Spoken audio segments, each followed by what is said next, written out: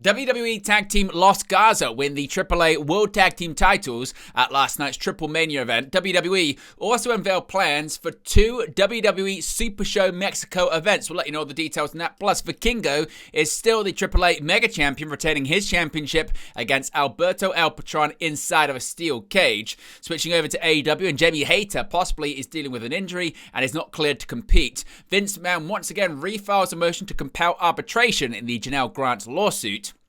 Damage Control have been officially disbanded on WWE television, albeit quietly. Kurt Angle says he hopes WWE buys the TNA wrestling tape library. WWE Hall of Famer The Godfather is unharmed following a car accident, and several matches and segments are confirmed for tonight's edition of Monday Night Raw on Netflix.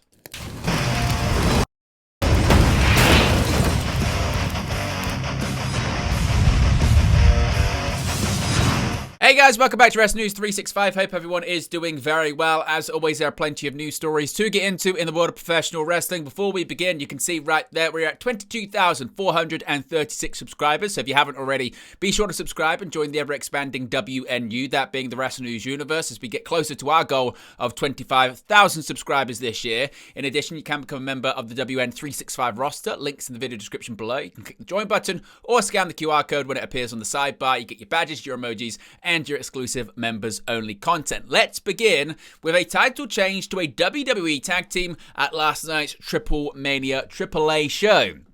Lucha Libre AAA Worldwide have new tag team champions as Los Garza won the belts in their hometown of Monterrey, Mexico at AAA TripleMania Regia on Sunday night. On a show which was initially only available in Mexico but has since been published on AAA's YouTube channel, Los Garza won a four-way match that included the champions, Sanson and Forastero, Psycho Clown and Pagano, and the Nemesis from TNA Wrestling to win the AAA World Tag Team titles. The finish saw Psycho Clown and Pagano on the verge of victory, only for Nick and Ryan Nemeth to pull the referee out of the ring. Psycho Clown and Pagano then took out the Nemesis with a dive to the outside, but this allowed Los Garza to hit their tag team finisher for the victory.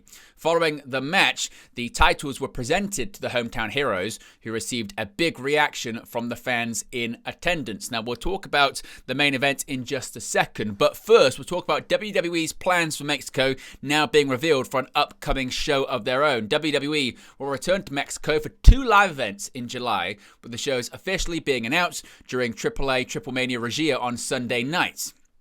It was made official that WWE will hold two Super Show Mexico house shows in late July, with a weekend tour beginning on July 26 at Arena CDMX in Mexico City.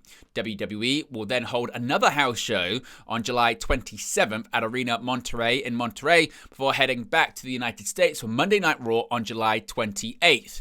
Tickets for the two Super Show Mexico shows go on sale on Thursday, June 19th.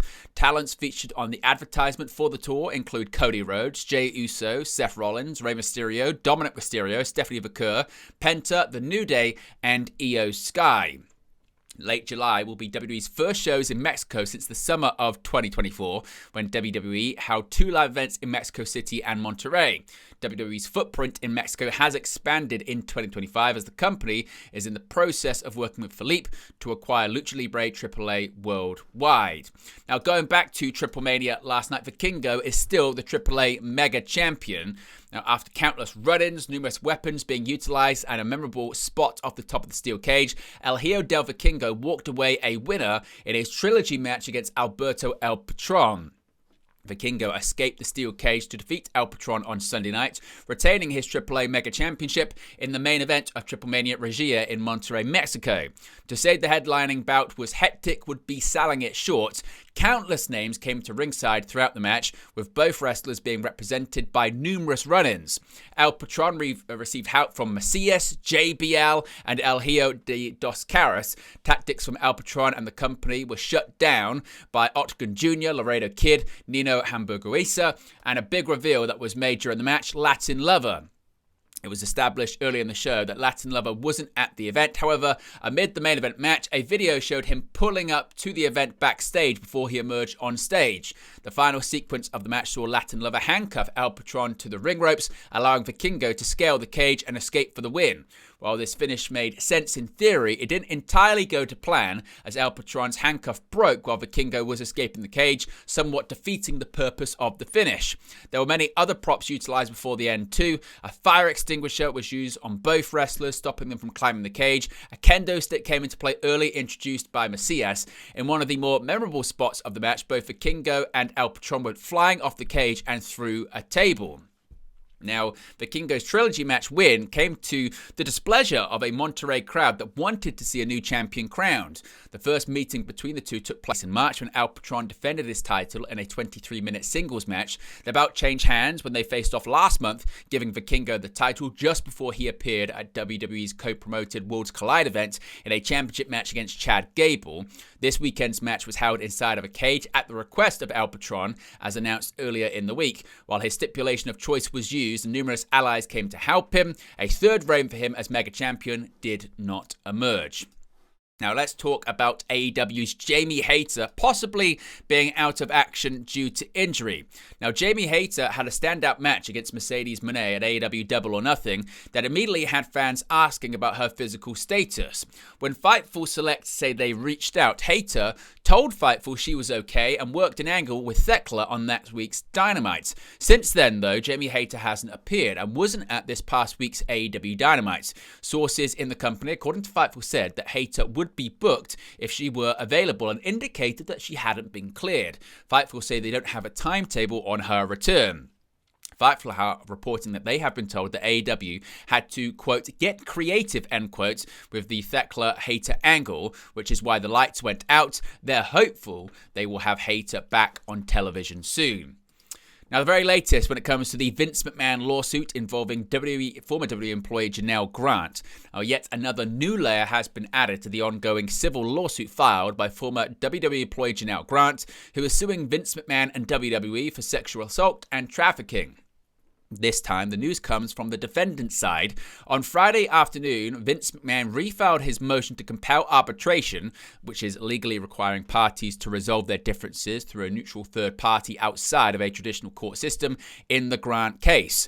WrestleNomics reporter Brandon Thurston posted a copy of McMahon's motion on X. Friday was the deadline for McMahon and WWE to each resubmit their motions to compel arbitration. As of this recording, there's been no confirmation on if WWE has resubmitted its motion. The defendants of this case have pushed this lawsuit into private arbitration, citing that Grant and McMahon signed a non-disclosure agreement in January of 2022, 2 years before the lawsuit began. Last month, Judge Russell rejected arguments from McMahon and WWE, who filed motions against Grant's latest round of amended complaints that included additional details of allegations and identities of previously anonymous figures. Judge Russell mentioned in her rulings that the amended complaints by the defendants shouldn't be allowed because it would be legally futile or in bad faith. The court did find that Grant met the low legal threshold required to revise her complaint at this relatively early stage of litigation, according to Thurston's report on May 7th. Thurston's report also notes that Russell's order does not evaluate the truth of the allegations made in Grant's complaints, nor does it rule on the defendant's request to move the case into arbitration. So, of course, we get any more details or developments in that lawsuit, we'll, of course, let you know in a future video. Now, if you were wondering, it is indeed true. Damage Control is no more. Damage Control has quietly been disbanded by WWE. The dissolution of the stable was expected and considered likely following the WWE release of Dakota Kai in early May. Fightful Select has reported that the internal decision within WWE to disband the group was made in early May when Dakota Kai was officially let go by the company. A note was issued at this time to no longer announce the remaining members of the stable as representing Damage Control. When the group was quietly ended, only Io Sky was on WWE television, with Kairi Sane not returning until later in May after the stable had been quietly split. Despite Asuka's impending to return to WWE television as part of the Queen of the Ring tournament, there are no plans to revive Damage Control. Combinations of the group may still end up teaming together though, and the stable could eventually be brought back, Fightful did add. Now, Damage Control was formed at SummerSlam in 2022 by Bayley, Dakota Kai and Io Sky. Asuka and Kairi Sane joined the stable in late 2023, and Bayley was later kicked out of the group ahead of her WWE Women's title feud with Io Sky that led to a match at WrestleMania 40. Now, Kurt Angle says he hopes WWE buys the tape library of TNA wrestling. Of course, Kurt Angle famously made the jump to TNA wrestling back in 2006, with them ending up spending a decade in TNA, longer than his initial run with WWE. Angle, of course, is far from the only former WWE star to have worked for TNA, with a number of the current names on the roster also going through the company, most notably AJ Styles, the Motor City Machine Guns, amongst others. Now, WWE and TNA have themselves in a working relationship, which includes NXT star Trick Williams, currently reigning as the TNA World Champion.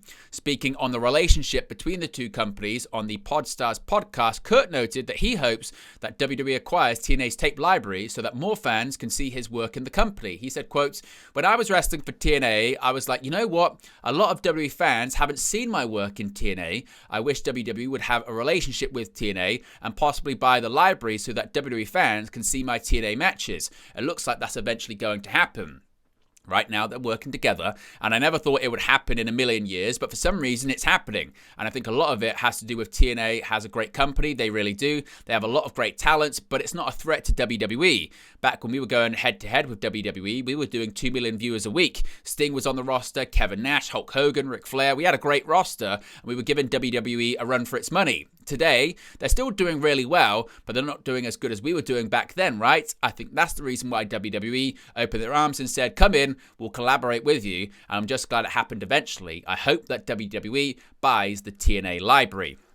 A bit of a health update here on WWE Hall of Famer The Godfather. Now, The Godfather, thankfully, is unharmed following a car accident. On Instagram, the Hall of Famer shared a photo of a damaged truck. Godfather wrote that although the car turned over 3 times, amazingly, both parties involved in the accident walked away without a scratch. Quote, "I definitely believe in the safety of a Dodge Ram. Rolled 3 times and both of us walked away without a scratch," he wrote. Later, he posted a short video on Facebook explaining what happened. He said, quote, "It's just really bad weather here in West Virginia. We started hydroplaning. I wasn't driving, but then we started hydroplaning, then went into a 3-truck roll. But it's going to take more than that to take me out. But thank you and thank everybody for your concern. I just want everyone to know I'm okay and I'm still smoking." And Godfather largely stopped wrestling after 2002, but continues to make appearances on WWE-related programming, most recently being shown among other legends at this year's Royal Rumble. He was inducted into the WWE Hall of Fame in 2016. And finally, tonight's another episode of WWE Monday Night Raw on Netflix. And Raw General Manager Adam Pearce has announced additions to the lineup for tonight's episode on the streaming platform. Liv Morgan vs. Kairi Sane is now scheduled for the show. Both wrestlers were in the Fatal 4-Way Queen of the Ring qualifier last week. That was won by Roxanne Perez. Rhea Ripley was the other competitor in the match. Morgan will address her attack on Nikki Bella from last week. Bella was promoting Evolution 2 when Morgan confronted her, taking offense to not being included when Bella listed off the top women in the company. The segment ended with Morgan hitting Bella with an Oblivion. Quote, "Following her attack on Hall of Famer Nikki Bella, Liv Morgan will both address her actions and be in action. It's Liv Morgan versus Kairi Sane 1-on-1 Monday night," Pierce said in the video posted on Sunday. Bayley will also be back on Monday's show after returning last week. She had been gone from WWE since being attacked backstage by a mystery assailant, later revealed to be Becky Lynch, which caused her to miss WrestleMania. Quote, "Bayley is back. Why'd she jump the man Becky Lynch last week? Tune in Monday night to find out," Pierce said. Pierce also revealed that he is on vacation and will not be at tonight's show. He'll be replaced by SmackDown General Manager Nick Aldis. This week's Raw is set for the Resch Center in Green Bay, Wisconsin. But there you go, guys. The latest pro wrestling news for you. Be sure to smash a like on the like button. Be sure to subscribe. As you can see right there, we're currently at 22,437 subscribers. So if you haven't already, be sure to subscribe as we get closer and closer to 25k. You can also scan that QR code in the sidebar right there to join members of the WN365 roster. You get your badges, your emojis, and your exclusive members-only content. Appreciate everyone for tuning in as always, and I'll speak to you again very, very soon. Hey guys, thank you for watching, listening, streaming, or however you come across this video today. Be sure to click on the video on the right there to watch our next video, or click the bottom there to subscribe, or the bottom right hand corner. Thank you very much, and I'll speak to you again very soon.